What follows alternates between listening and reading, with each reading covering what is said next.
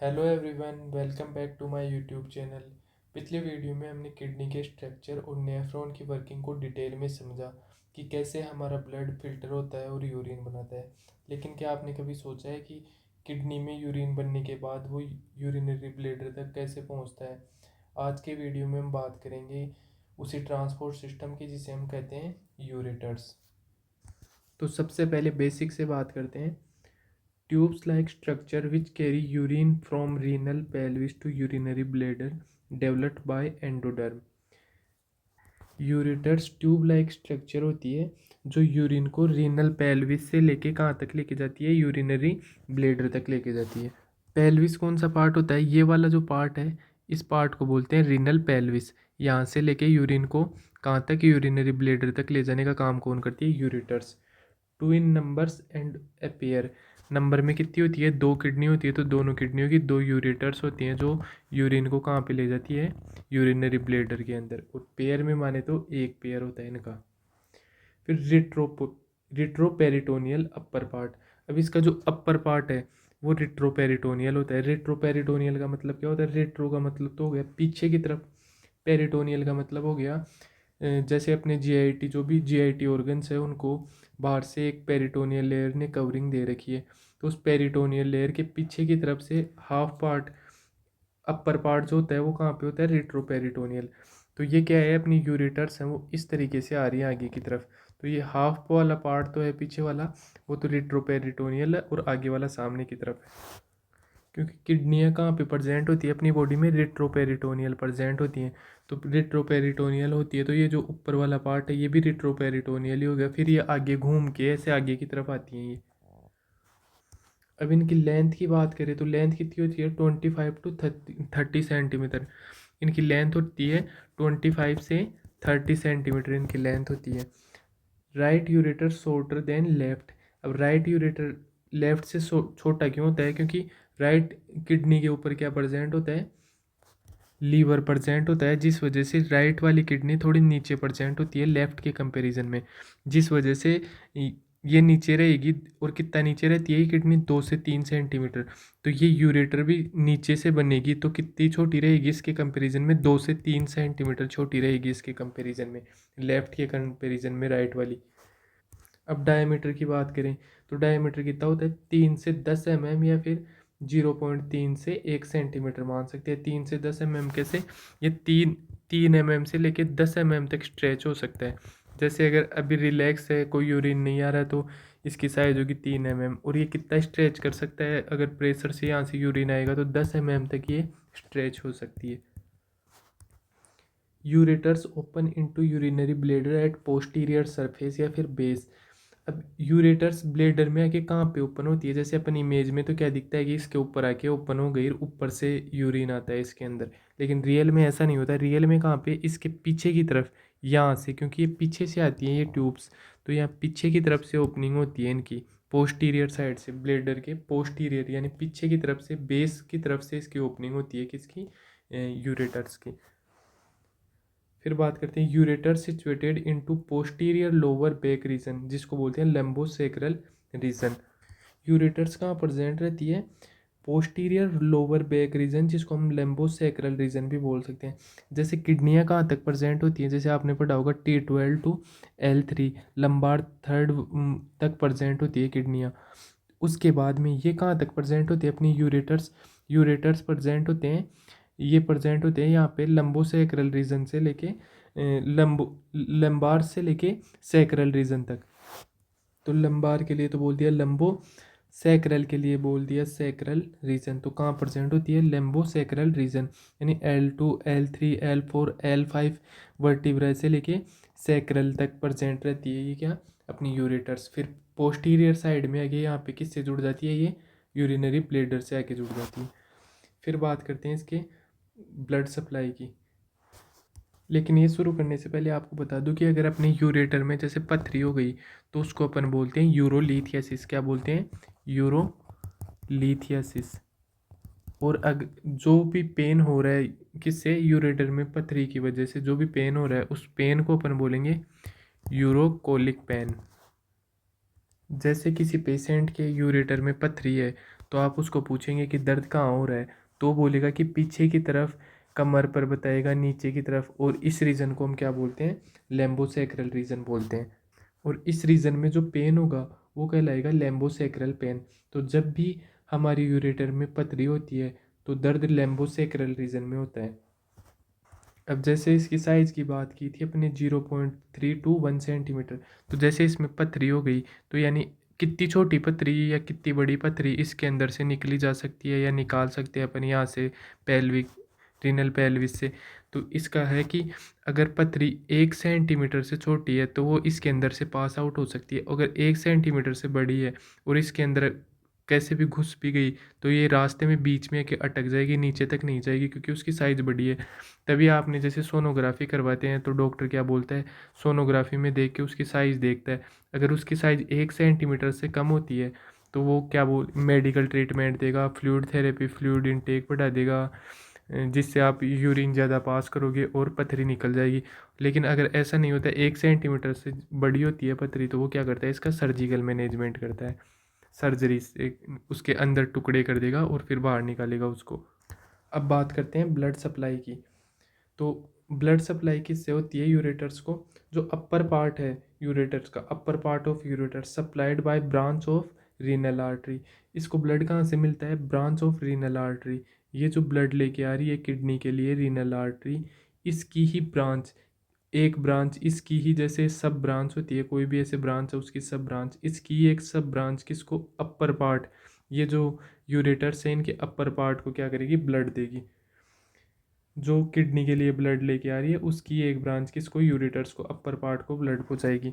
फिर बात करते हैं middle part of ureters supplied by branch of gonadal artery.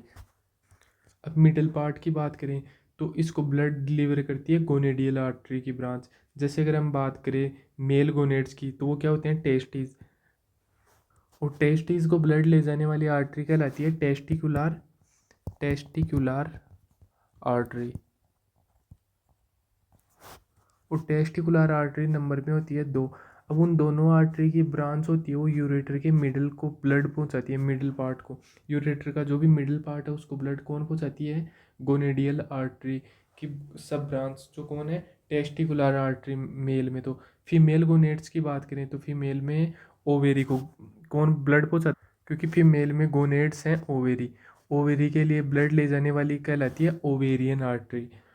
तो ओवेरियन आर्टरी में सिर्फ ओवेरी को सप्लाई करती है, मतलब सिर्फ ओवेरी को सप्लाई नहीं करती बल्कि साथ में उसकी कुछ छोटी ब्रांच क्या करती है, जो मिडिल पार्ट है इसका, किसका, यूरेटर्स का, इसको भी सप्लाई करती है ब्लड। तो मिडिल अपर पार्ट को तो कौन करेगा, रीनल आर्टरी की सब ब्रांच, मिडिल पार्ट को कौन करेगा, गोनेड्स की सब ब्रांच, गोनेडियल आर्टरी की सब ब्रांचेस। जैसे मेल में तो टेस्टिकुलर आर्टरी करेगी और फीमेल में ओवेरियन आर्टरी। फिर बात करते हैं lower part of ureter supplied by branch of vesicle artery.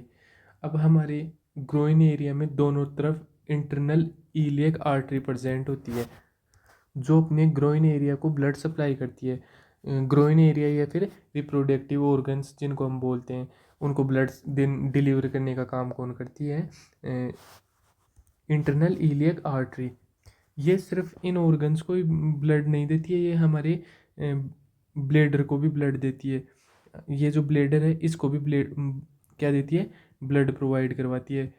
Reproductive organs के अलावा अपने ब्लेडर को भी ब्लड प्रोवाइड कराती है कौन, इंटरनल इलियक आर्टरी। अब इस इंटरनल इलियक से ब्लेडर के लिए वेंस जाएगी तो राइट साइड से जाएगी तो वो कहलाएगी राइट वेसाइकल, राइट साइड से जाएगी तो वो कहलाएगी राइट वेसाइकल, लेफ्ट साइड से जाएगी तो कहलाएगी लेफ्ट वेसाइकल आर्टरी। अब जो ये ब्लेडर के लिए राइट वेसाइकल आर्टरी और लेफ्ट वेसाइकल आर्टरी ब्लड ले जा रही है, इनकी ही सब ब्रांच जो ये यूरेटर है इसके लोअर पार्ट को ब्लड सप्लाई करेगी, जो किसके लिए ब्लड ले जा रही है, अपने ब्लेडर के लिए। और ये कहाँ से आई है, इंटरनल इलियक आर्टरी, जो अपने रिप्रोडक्टिव ऑर्गन्स को क्या करते हैं, ब्लड सप्लाई करती है। तो अपर पार्ट को तो ब्लड सप्लाई कौन करेगा, रीनल आर्टरी, जो किडनी के लिए ब्लड लेके आएगी उसकी सब ब्रांच। और मिडिल पार्ट को कौन सप्लाई करेगा, गोनेडियन आर्टरी की सब ब्रांच। और लोअर पार्ट को सप्लाई करेगी वेसाइकल की सब ब्रांच, जो यूरिनरी ब्लेडर के लिए जो ब्लड लेके आएगी उसकी सब ब्रांच लोअर पार्ट को ब्लड सप्लाई करेगी। इसके बाद बात करते हैं लेयर्स ऑफ यूरेटर्स। तो आउटर लेयर जिसकी किडनी बनी हुई होती है उसी की आगे जाके आउटर लेयर किसकी बनी हुई होती है, smooth and transparent layer made up of fibrous tissue. Kidney भी बाहर से फाइब्रस टिश्यू, कैप्सूल किससे बना होता है, फाइब्रस टिश्यू से और स्मूथ और ट्रांसपेरेंट लेयर से। वही आगे जाके यूरेटर्स की लेयर बना देते हैं कौन, फाइब्रस टिश्यू। कैसे होते हैं वो, smooth and transparent, provide protection. ये क्या करते हैं, किडनी को क्या करते हैं, प्रोटेक्शन देते हैं, तो यूरेटर्स को भी कह देंगे protection. Rich in nerve supply, और नर्व सप्लाई में रिच क्यों होते हैं, क्योंकि जैसे अपने को यूरेटर्स की आउटर लेयर में जाल होता है, नर्व्स का एक जाल होता है। इसका फ़ायदा ये है कि अगर यूरेटर में कोई भी प्रॉब्लम होती है, जैसे कोई स्टोन फंस गया, तो ये नर्व्स तुरंत ब्रेन को सिग्नल देती हैं कि इसी वजह से किडनी स्टोन का दर्द हमें इतनी तेज़ फील होता है। क्यों, क्योंकि नर्व्स क्या करती हैं, ब्रेन को सिग्नल देती है कि भाई प्रॉब्लम है यूरेटर्स के अंदर, तो वो पेन फील करवाती है अपने को। इसकी वजह से ये होता है कि इसकी वजह से नर्व सप्लाई की वजह से। फिर बात करते हैं मिडल लेयर की। मिड लेयर को क्या बोलते हैं, muscular layer. Made up by smooth muscles. अगर स्मूथ मसल से बनी हुई है तो इनवोलेंट्री कंट्रोल, अपने कंट्रोल में नहीं है। जैसे स्मूथ मसल्स ऑर्गन अपने कंट्रोल में नहीं रह सकते। अगर आप चाहो तो यूरेटर्स को कॉन्ट्रैक्ट और डायलेट नहीं कर सकते, वो खुद अपने आप होते हैं, आपके कंट्रोल में नहीं है। अगर आपके कंट्रोल में होता तो ये क्या होता, वोलेंट्री। अगर आपके कंट्रोल में नहीं है तो ये क्या है, involuntary control. 5 to 6 peristalsis movement पर मिनट। इसका मतलब ये है कि यूरेटर यूरिन को नीचे धकेलने के लिए हर मिनट 5 से 6 बार क्या करता है, कॉन्ट्रैक्ट करता है। कॉन्ट्रैक्ट होगा जिससे क्या होगा, यूरिन नीचे की तरफ जाएगा। ये सिर्फ ग्रेविटी की वजह से नहीं होता कि अपना यूरिन नीचे जा रहा है, बल्कि मसल्स भी कॉन्ट्रैक्ट करती हैं, हेल्प करती हैं यूरिन को नीचे पहुंचाने में। अब आते हैं इनर लेयर, या फिर जिसको अपन क्या बोल सकते हैं, urethral mucosa, composed bye transitional epithelium. ये लेयर ट्रांजिशनल इपिथीलियम से बनी होती है। इस इपिथीलियम की खास बात यह है कि ये स्ट्रेच हो सकता है। जब यूरिन यूरेटर से गुजरता है तो ये लेयर बिना डैमेज हुए फैल सकती है और वापस अपनी शेप में जा सकती है। तो ये किससे बना होता है, ट्रांजिशनल इपिथीलियम से। फिर बात करते हैं जंक्शंस। जंक्शंस मतलब ये कहाँ से निकलती है, किधर से जाती है, क्या, यूरेटर्स। तो पहला जंक्शन तो इसके अंदर कौन सा है, अपर जंक्शन बोलते हैं पहले जंक्शन को। तो जंक्शन किसको बोलते हैं, पहले तो ये जो भी मीटिंग पॉइंट होता है, मीटिंग पॉइंट होता है उसको क्या बोलते हैं, जंक्शन। जैसे रेलवे स्टेशन होते हैं तो वो होते हैं कुछ तो जंक्शन होते हैं, कुछ स्टेशन होते हैं। जंक्शन कहाँ, जहाँ पे सामने से ट्रेनें आ रही हैं, फिर वो मिल रही हैं, इस तरफ से भी आ रही है, इस तरफ से भी, दोनों तरफ से। अगर सिंगल पटरी जा रही है और उधर से ही दूसरी जा रही है, अगर वहाँ पे है तो वो उसको क्या बोलेंगे, स्टेशन। तो जंक्शन क्या होता है, मीटिंग पॉइंट। जैसे हम बात करें यूरेटर्स की, तो यूरेटर्स दो स्ट्रक्चर के साथ मीटिंग कर रहा है। एक तरफ तो किससे मीटिंग कर रहा है, किडनियों से, दूसरी तरफ किससे, यूरिनरी ब्लैडर से। और किडनी में भी कौन से पार्ट से मिलता है ये, पेल्विस से, रीनल पेल्विस से निकलता है ये जंक्शन। तो पेल्विस, रीनल पेल्विस से निकलता है तो इसको क्या नाम दे दिया, यूरेट्रो पेल्विक जंक्शन, जिसको अपन शॉर्ट में यूपी जंक्शन भी बोल सकते हैं। तो रीनल पेल्विस से निकल रहा है तो उसी से पेल्विस से नाम दे दिया इसका, यूरेट्रो पेल्विक जंक्शन। अब ये ऊपर की तरफ है ये जंक्शन तो इसको नाम दे देंगे अपर जंक्शन। अब लोअर जंक्शन में बात करें तो लोअर जंक्शन में कहाँ पे, ये लोअर जंक्शन कैसा होता है, साइज में नैरो। अब ये यहाँ से निकल रही है तो ऐसे नहीं है कि ये सेम साइज़ की रहेगी लास्ट तक। यहाँ लास्ट में आके थोड़ी नैरो हो जाती है, ज़्यादा भी नहीं, ऊपर के कंपैरिजन में थोड़ी नैरो हो जाती है। More chance of urethral stone, जिस वजह से यहाँ पे स्टोन बनने के चांस ज़्यादा हो जाते हैं, क्योंकि ये नैरो पार्ट है। अब इस पॉइंट को क्या बोलेंगे अपन, ये वाले जंक्शन को क्या बोलेंगे, यूरेट्रो वेसाइकल जंक्शन। वेसाइकल्स को अपन, वेसाइकल किसको बोलते हैं, यूरिनरी ब्लेडर को। तो इसलिए यूरिनरी ब्लेडर से नाम आ गया वेसाइकल, यूरेट्रो वेसाइकल जंक्शन। अब ये नीचे की तरफ है तो इसको बोल दिया लोअर जंक्शन। तो यहाँ पे अपना वीडियो होता है कंप्लीट। आई थिंक आपके समझ में आया होगा वीडियो। अभी अपन ने बात की blood supply, layers of ureters, junction of ureters. अगर आपको वीडियो अच्छी लगी हो तो लाइक शेयर सब्सक्राइब करें। Thank you for watching my YouTube video.